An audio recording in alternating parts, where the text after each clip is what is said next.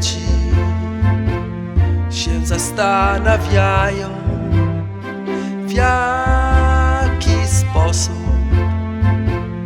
kałuże znikają, co się dzieje z wodą.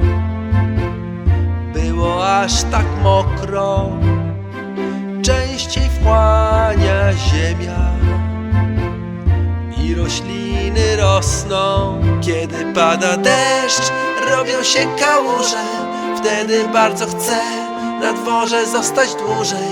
Kiedy pada deszcz, robią się kałuże, wtedy bardzo chcę na dworze zostać dłużej.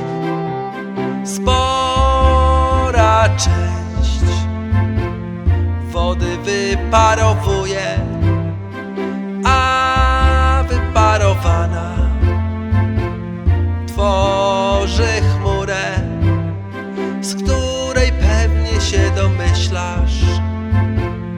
Na pewno wiesz, zaraz zacznie